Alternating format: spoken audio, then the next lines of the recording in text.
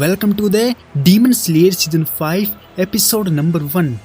Episode की starting वहीं से होती है जहां पर मुजान किबुत्सुजी ने तांजीरो को धमकी दी थी और नागिमी की विवाह की वजह से तांजीरो नीचे गिरने लगा था। रुको, क्या मतलब कि हम नहीं जानते कि इसकी मूवी अनाउंस हो चुकी है, लेकिन सीजन के एपिसोड की बात अलग होती है जिसमें डिटेलिंग ज्यादा देखने को मिलेंगी। इन्फिनिटी कैसल में गिरता हुआ तांजीरो जो कि एक अलग ही डायमेंशन में है, समझ नहीं पाता कि ये कैसी जगह है जिसका दायां बायां कुछ समझ नहीं आ रहा है। तांजीरो को लगा कि कहीं ये मुजान किबुत्सुजी का कोई ब्लड डीमन आर्ट तो नहीं है। मुझे समझ नहीं आ रहा है कि वो क्या करना चाहता है। मैंने देखा था कि मिस तमायो उसको रोक रही थी, लेकिन वो ऐसा कितनी देर तक करके रखेंगी कह नहीं सकता। मुझे जल्दी ही मुजान की लोकेशन ढूंढकर उसे मौत के घाट उतारना होगा, क्योंकि हम इस जगह से भी अनजान हैं। मैं अभी नीचे गिर रहा हूँ, अगर टकराया तो मारा जाऊंगा। मैं अपनी टेक्निक का इस्तेमाल करके अपना रास्ता बदलूंगा और किसी बिल्डिंग को पकड़कर अपने आप को बचाऊंगा। लेकिन ये क्या हो रहा है? मैं अपने आप को संभाल क्यों नहीं पा रहा हूँ? हवा का दबाव काफी ज्यादा है। लेकिन तभी तांजीरो का किमोनो कोई पकड़ लेता है। ये हाशिरा तोमियो का ग्यू था जिसने तांजीरो को गिरने से बचाया था। ग्यू तांजीरो को एक सेफ जगह पर लैंड करवा देता है और पूछता है कि क्या वो ठीक है, जिस पर तांजीरो जवाब देता है कि हाँ, मैं ठीक हूँ। अगर आपने नहीं बचाया होता तो मैं मर गया होता। आपका शुक्रिया ग्यू तोमियो का सा। तभी तांजीरो के पीछे से एक डीमन हमला करने आता है। तांजीरो उसकी प्रेजेंस को भांप लेता है और अपनी technique water breathing first form water surface slash का इस्तेमाल करके उसकी गर्दन को उड़ा देता है। पर अचानक पास वाला दरवाजा खुलने लगता है और ग्यू समझ जाता है कि इसमें डीमन है। वो चिल्लाते हुए तांजीरो को सावधान करता है, लेकिन उससे पहले ही बहुत सारे डीमन बाहर निकल आते हैं। तो वो दोनों अपनी अपनी टेक्निक को एक्टिवेट करते हैं। Water breathing sixth form twisting whirlpool, water breathing third form swift current of the dance का इस्तेमाल करके वो दोनों सभी डीमन के टुकड़े टुकड़े कर डालते हैं और तांजीरो ग्यू के सामने झुक जाता है और मन ही मन कहने लगता है, क्या कमाल का इंसान है, ये पहले से ही जान जाते हैं कि मैं अब कौन सा अटैक करने वाला हूँ।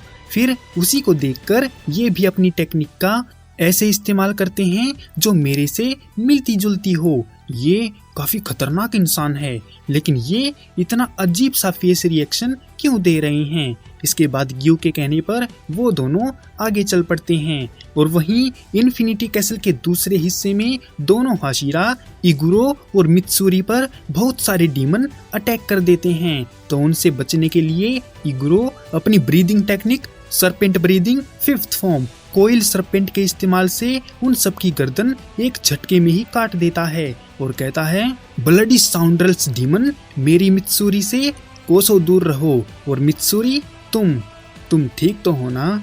कहीं चोट तो नहीं लगी? इगुरो के मुंह से ये बातें सुनकर मित्सुरी बहुत ही ज्यादा ब्लश करने लगती है, ये सोचकर कि इगुरो उसका कितना ख्याल रखता है। इन्फिनिटी कैसल की किसी और जगह पर कुछ डीमन की गर्दन काटते हुए दोनों हाशिरा, ग्योमी हिमिजिमा और तोकितो म्यूचिरो बातें कर रहे हैं। अब बहुत से बंदे बोलेंगे कि मैं इनका नाम और लेवल क्यों रिपीट कर रहा हूँ। अरे यार, ये हाशिरा हैं और इनको रिस्पेक्ट देना तो बनता है ना। म्यूचिरो बोला, यहाँ पर तो बहुत सारे डीमन हैं जिनकी गिनती करना भी मुश्किल है। जिस पर ग्योमी ने कहा, बच्चे, यहाँ पर जितने भी डीमन दिखेंगे वो सारे लोअर मून की स्ट्रेंथ के आसपास होंगे और भूलो मत, हम मुजान के इलाके में घूम रहे हैं और मुझे लगता है कि वो हमें पहले थकाएगा और फिर मार डालेगा। म्यूचिरो मास्टर उबुयाशिकी के बारे में पूछता है तो ग्योमी बताता है कि वो उस धमाके में मारे गए। मुझे तो यकीन नहीं हो रहा है कि उन्होंने अपने आप को बलि का बकरा बनाकर मुजान को मारने की कोशिश की है। खैर, उन्होंने जो किया है वो सोच समझकर ही किया है, क्योंकि उनके पास टाइम काफी कम बचा था। क्योंकि उबुयाशिकी फैमिली का हेड सिर्फ 30 साल तक ही जिंदा रह पाते हैं। तोकितो कहता है जब डीमन ने स्वॉर्डस्मिथ विलेज में हमला किया था और मैं मरने ही वाला था तो वो एक पिता की तरह मुझे हौसला देते रहे और उन्होंने मरते हुए भी किसी और की जान जोखिम में ना डाली सिवाय अपनी फैमिली के। ग्योमी कहता है तुम सही कह रहे हो, मैं तुम्हारी बातों से सहमत हूँ बच्चे। तोकितो रोते हुए कहता है उस मुजान किबुत्सु जी ने सिर्फ मेरे भाई को ही नहीं मारा है बल्कि मेरे धर्मपिता को भी मारा है। अब देखो धर्मपिता के कई मतलब हो सकते हैं, जैसे मुंह बोला बाप जो एक बच्चे को एक बाप की तरह सही रास्ता दिखाकर पालता है, जिम्मेदारी उठाता है और देखभाल करता है, वही धर्मपिता है। तोकितो आगे कहता है मैं कसम खाता हूँ उस डीमन मुजान को उसके किए का दंड जरूर दूंगा। मैं उसे मार डालूंगा, छोड़ूंगा नहीं। जिस पर ग्योमी बोला तुम फिक्र मत करो बच्चे, हम सभी हाशिरा उसको छोड़ेंगे नहीं। इन्फिनिटी कैसल की किसी रैंडम लोकेशन पर हाशिरा सानेमी शिनाजुकावा एक जगह पर बैठकर अपने आप को गिल्टी फील करवा रहा है कि वो मास्टर उबुयाशिकी को नहीं बचा पाया। पर तभी कुछ डीमन उस पर हमला बोल देते हैं तो सानेमी अपनी कटाना घुमाता है और बैठे बैठे ही उन सबको काट देता है। लेकिन डीमन लगातार आते ही जा रहे थे मगर सानेमी उनसे भिड़ने के लिए तैयार है। उसने रोते हुए कहा आ जाओ ब्लडी बास्टेड डीमन, आज फाइट आर पार की है। और दूसरी ओर तांजीरो को मोनजीरो कहने वाला हाशिबिरा इनोसुके अपनी दो कटाना लिए डीमन के चीथड़े उड़ाते हुए भाग रहा है और वहीं सानेमी का छोटा भाई गेन्या इधर उधर भाग रहा है और उसे समझ नहीं आ रहा है कि ये लोकेशन कौन सी है। गेन्या उम्मीद करता है कि सब लोग ठीक हों, जबकि एक बदसूरत लड़का अगात्सुमा जेनेत्सु एक सेपरेट डायरेक्शन में भागे जा रहा है। देखने से लग रहा है कि वो अपने टारगेट की तरफ बढ़ते जा रहा है। जेनेत्सु ने कहा मुझे कुछ हलचल सुनाई दे रही है, लगता है वो आसपास ही है, मैं उसको कभी माफ नहीं करूंगा। जेनेत्सु किसके बारे में बात कर रहा है ये आगे पता चलेगा। इन्फिनिटी कैसल के एक और हिस्से में हाशिरा कोचो शिनोबु एक सुनसान इलाके में घूम रही है। उसे समझ नहीं आ रहा है कि वो कहाँ पर है। तभी उसे पास ही में खून की स्मेल आती है और जैसे ही उसने दरवाजा खोला तो उसने देखा कि सामने बहुत सी लड़कियां अधमरी हालत में पड़ी हुई हैं और एक सुंदर सा शाही कपड़े पहने हुए एक लड़का उन लड़कियों को खा रहा था। ये कौन है? ये है 12 किजुकी के अपर मून का हिस्सा जो दूसरे नंबर की पोजीशन को होल्ड किए हुए है। इसका नाम है डोमा। दरवाजा खुलने की वजह से लड़की का हाथ खाते हुए डोमा का ध्यान टूटता है और वो महसूस करता है कि यहाँ पर कोई आया है और वो एक लड़की है जो काफी सुंदर और स्वादिष्ट लग रही है। इसको यहाँ भेजने के लिए मैं नाकिमी को थैंक यू जरूर बोलूंगा। डोमा को देखकर शिनोबु को अपनी दर्द भरी यादें सामने आ जाती हैं जब उसकी बहन केनाइको को एक डीमन से लड़ने के बाद मरने ही वाली थी और शिनोबु उसको अपनी बाहों में पकड़े हुई थी। मरते हुए उसकी बहन ने कहा, शिनोबु मैं जानती हूँ कि तुम बहुत बहादुर हो, लेकिन मैं नहीं चाहती कि तुम भी मेरे जैसी मौत मरो, इसीलिए तुम डीमन स्लेयर कोर्प्स को छोड़कर एक नॉर्मल जिंदगी जियो और बूढ़ी होकर मरो बाकी दूसरी लड़कियों की तरह। मेरी बस यही ख्वाहिश है, बोलो तुम इसे पूरा करोगी ना? इस बात को सुनकर शिनोबु गुस्सा हो जाती है और साफ मना कर देती है क्योंकि वो उस डीमन से रिवेंज लेना चाहती है और शिनोबु अपनी बहन केनाए से उस डीमन की जानकारी लेने लगती है जिससे लड़कर केनाए मौत के कगार पर खड़ी थी। शिनोबु अपनी बहन पर दबाव डालने लगती है कि वो उसकी मौत का जख्म लेकर एक नॉर्मल जिंदगी कैसे जी सकती है। ये सुनकर केनाए की आंखों में आंसू आ जाते हैं और वो बताना शुरू करती है और प्रेजेंट में शिनोबु को अपनी बहन की कही बातें सुनाई देने लगती हैं। वो एक डीमन था जिसके सर पर एक चोट का दाग है और वो एक टोपा पहनता है जबकि उसको किसी की भी फिक्र नहीं है और हमेशा शांत रहकर हंसते हुए बातें करता है। डोमा अपना टोपा हटाते हुए बोला, हाय खूबसूरत लड़की, मेरा नाम है डोमा और मैं तुम्हें बताना चाहता हूँ कि आज की रात बहुत ही शानदार होने वाली है। तभी वहाँ पड़ी एक अधमरी लड़की तड़पते हुए उठती है और शिनोबू को मदद के लिए बुलाती है, लेकिन बीच में ही टोकते हुए डोमा कहता है, श्श्श, चुप कर लड़की, देख नहीं रही कि मैं उससे बात कर रहा हूँ। और जैसे ही डोमा उसको मारने वाला होता है तो शिनोबू एक झटके में आती है और उसको बचाकर दूसरी तरफ ले जाती है। डोमा ने एक्सपेक्ट ही नहीं किया था कि लड़की उसको बचा लेगी। शिनोबू उसकी खैरियत पूछती है तो डोमा मुस्कुराते हुए बोला, अरे तुम तो काफी तेज निकली, मुझे बताओ क्या तुम कोई हाशिरा हो? लेकिन उसी समय लड़की को तेज दर्द होता है और वो ब्लास्ट होकर मारी जाती है। लड़की की मौत से शिनोबू सन्न रह जाती है। डोमा कहता है, अरे तुम ज्यादा फिक्र मत करो, खूबसूरत लड़की, उसे तो मरना ही था और अब वो मेरा खाना बनकर मेरी शक्तियां बढ़ाएगी। शिनोबू वो डीमन जो हथियार इस्तेमाल करता है वो कुछ हाथ पंखे जैसा दिखता है।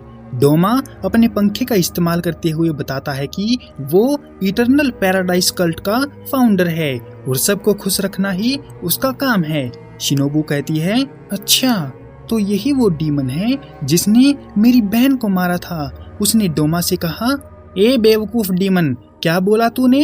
तू सबकी मदद करता है और अभी अभी तूने इस बेचारी मासूम लड़की की जान ले ली। तू एक नंबर का घटिया इंसान है। रुको, मैं गलत बोल गई। तू एक नंबर का घटिया डीमन है और डीमन के नाम पर तू एक दाग है। डोमा उसकी बातों पर हंसते हुए बोला, अरे खूबसूरत लड़की, मैंने उसे बचाया ही तो है। अब देखो वो लड़की कैसे तड़प रही थी, मैंने उसे मीठी नींद सुला दिया। अब देखो ना क्या उसको दर्द हो रहा है। तुम जानती हो सब लोग मरने से डरते हैं और इसी डर का फायदा उठाकर मैं उनको मारकर खा जाता हूँ ताकि वो मेरे अंदर हमेशा के लिए जिंदा रहें। मैं इतना भलाई का काम कर रहा हूँ और तुम मुझ पर इतने गंभीर आरोप लगा रही हो। तुम्हारी ये बात ठीक नहीं है खूबसूरत लड़की। शिनोबू ने उसे डांटते हुए कहा, बेवकूफ डीमन, तुम कहते हो कि बहुत समझदार हो, ये तुम्हारी गलतफहमी है। मैं अब भी ये ही कहूंगी कि तू घटिया है और डीमन जात पर धब्बा है। डोमा चौंकते हुए बोला, तुम इतनी बेरहम कैसे हो सकती हो? हम तो अभी अभी ही मिले हैं और तुम मुझको धमकाए ही जा रही हो। मुझे लगता है तुम किसी बात को लेकर परेशान हो। फिक्र मत करो, मैं सुनने के लिए तैयार हूँ ताकि तुम्हारा मन हल्का हो जाए। उसकी बातों पर पिछले 4 सीजन से मुस्कुराती हुई शिनोबू बहुत ज्यादा गुस्सा हो जाती है और कहती है, मेरी परेशानी का कारण तुम ही हो कमीने। क्या तू भूल गया कि मेरी एक बहन भी थी जिसको तूने मार डाला था? डोमा हैरान होकर बोला, अच्छा वो लड़की, तुम उसकी बात कर रही हो जो फ्लावर टेक्निक का इस्तेमाल करती थी? अरे खूबसूरत लड़की, क्या बताऊं तुम्हारी बहन के बारे में। वो मुझसे लड़ी तो थी और मैं उसको हराकर खाने भी वाला था, लेकिन सुबह होने की वजह से मैंने उसे छोड़ना पड़ा। उसको ना खाने का दुख मुझे आज तक है। डोमा ने ऐसा बोला ही था कि Shinobu insect breathing bee sting of the dance का इस्तेमाल करके तेजी से डोमा के करीब आती है और उसकी आंख में अपनी कटाना आर पार डालकर फोड़ देती है। डोमा उसके अटैक से सरप्राइज है क्योंकि वो उसके आते हुए हमले को रोक नहीं पाया। तभी डोमा अपने blood demon art ice lotus का इस्तेमाल करके शिनोबू को दूर धकेल कर मारता है। शिनोबू को वहाँ की हवा इतनी ठंडी महसूस होती है कि उसे लगा कि उसके लंग्स यानी फेफड़े टूटकर गिर जाएंगे। डोमा उसकी फुर्ती की तारीफ करता है और अपनी आंख से टपकते हुए खून को चाटते हुए कहता है, तुमने क्या सोचकर ये फालतू सा अटैक किया? क्या तुम्हें लगता है कि ऐसे तुम मुझे मार डालोगी? अरे खूबसूरत लड़की, तुम्हें मुझे मारने के लिए मेरी गर्दन काटनी पड़ेगी। शिनोबू मुस्कुराते हुए बोली, तुम सही कह रहे हो, मैं तुम्हें आंख फोड़कर नहीं मार सकती, लेकिन जहर से तो मार सकती हूँ। तभी डोमा को एक झटका लगता है और उसके चेहरे पर जहर चढ़ने लगता है। शिनोबू को पक्का यकीन नहीं है कि उसका जहर एक अपर मून डीमन पर काम करेगा भी या नहीं। तभी डोमा घुटनों पर गिर जाता है और उसको उल्टी होने लगती है और वो कहता है, वाह खूबसूरत लड़की, तुमने जो जहर नाटागुमो पहाड़ पर यूज किया था उसके मुकाबले ये जहर ज्यादा इफेक्टेड है। शिनोबू हैरान है ये जानकर कि वो लोग जानकारी एक दूसरे को शेयर भी कर सकते हैं। शिनोबू को याद है कि युशिरो ने कहा था कि ये एक ऑल इन वन जहर है जो हर किसी को प्रभावित कर सकता है। डोमा खांस रहा है और उसको काफी ज्यादा खून भी निकल रहा है। डोमा एक इविल स्माइल देते हुए बोला, माफ करना खूबसूरत लड़की, लेकिन मुझे लगता है कि मैं तुम्हारे जहर को अलग कर सकता हूँ। खूबसूरत लड़की, तुम काफी इंटरेस्टिंग हो। मुझे पता है कि तुम अपनी कटाना पर जहर लगाकर हमला करती हो। मुझे इस खेल में मजा आ रहा है और मैं देखना चाहता हूँ कि तुम्हारा अगला अटैक मुझ पर काम करेगा या फिर नहीं। शिनोबू अपने मन ही मन में कहती है, ये मुझे अपनी बातों में फंसा रहा है और मुझे लगा ही था कि एक अपर मून से लड़ना इतना आसान नहीं होगा। मुझे पूरा कंसंट्रेट होकर इससे लड़ना होगा। डीमन स्लेयर सीजन 5 के आज के एपिसोड में बस इतना ही। मिलते हैं अगली वीडियो में, तब तक के लिए सायोनारा।